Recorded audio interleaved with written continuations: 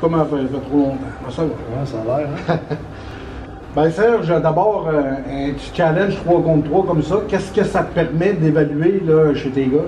Ben, ça sort les gars de leur zone de confort. Hein. On a plusieurs défenseurs qui jouent très bien leur position, qui ont très bien fait depuis le début. Là, aujourd'hui, on les mettait dans un autre contexte. On voulait voir comment ils étaient bons en démarquage, quand il y avait plus d'espace aussi pour les attaquants. Voir les gardiens aussi qui ont monté leur jeu depuis lundi, j'aime ça voir ça. Puis il y a des gars qui s'illustrent bon an, mal an, il y a des noms qui reviennent, donc c'est très intéressant. C'est rapide, c'est excitant. Puis il n'y a pas eu une avalanche de buts non plus, donc c'est positif. OK. Là, on est rendu à une 4e journée. Ton plan, là, y a-tu des coups de Redirection demain matin. On a un très long et très important meeting. On doit aussi mettre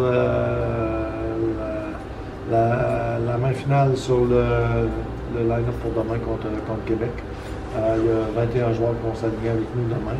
Donc, il y a beaucoup de boulot ce soir. Et 21 joueurs, ce sont tous des recrues ou tes vétérans arrivent? Non, il n'y a pas de vétérans là-dedans. Ce sont des recrues qui s'alignaient soit avec nous l'an passé, dans le Midget 3 ou encore qui ont été repêchés cette année. Donc, des gars qui sont au camp depuis le début de la semaine. Là. Oui, il va y avoir des invités ici. Est-ce qu'il y a déjà quelques joueurs que tu sais que tu peux nous dire qui vont être là demain? Ou est-ce qu'on tu veux dire dans le contre Québec? Oui. Je te dirais presque la plupart, parce qu'on en a 35, il y en a 2 qui ont quitté, on est 33. Il y a 4 gardiens, il y en a 2 qui vont jouer. Et puis, je te dirais qu'à l'attaque, on va habiller beaucoup des gars qui...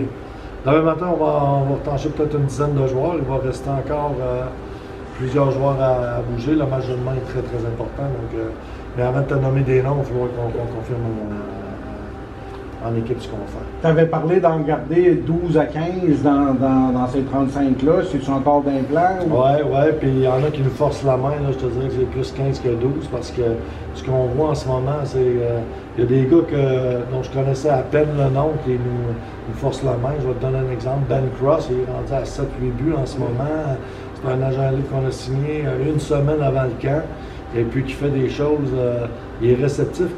Ce que j'aime le plus jusqu'à maintenant, je vais vous le dire, c'est de voir comment les gars apprennent, puis qu'ils mettent ça, ils transposent ça puis ils transposent ça sur la patinoire, jour après jour, je vois des améliorations. C'est vraiment intéressant de travailler avec des jeunes comme ça. Tu disais, on a toujours des surprises chaque année, c'est le cas cette année. Bon, est-ce que il y a des joueurs qui étaient repêchés, genre CO, qui ressortent du lot? Aujourd'hui, là, on a parlé de Gill et Canada en début de parcours. On avait parlé du petit Dubé et tout ça. Gardiens qui ont mieux fait, etc. Mais les 2 derniers jours, là, Pilote et Cross sont vraiment démarqués du lot. Là. Pilote, c'est-tu le 3 des rouges, ça? Je l'ai trouvé très bon. Disons qu'il patine extrêmement bien, c'est un habile patineur. Peut-être la plus belle passe de ce tournoi-là, là, complètement dans le champ arrière, au bas sur le tête du joueur. Et puis ça a été un superbe debut.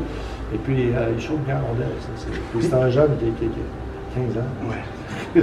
T'es satisfait de tes gardiens de but? Tes gardiens de but au doucher que j'ai vu là, dans la première journée, ça a été plus dur. Je pense qu'il avait entrepris le camp en se mettant beaucoup de pression sur les épaules.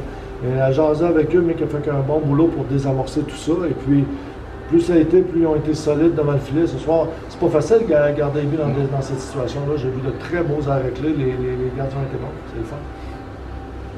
Serge, tu en as vu d'autres depuis toutes ces années-là. Là. Vous avez fait plein de choix de joueurs. Vous avez regardé vos coffres. Tu évaluerais ça comment, en qualité, en quantité, ton coffre aujourd'hui?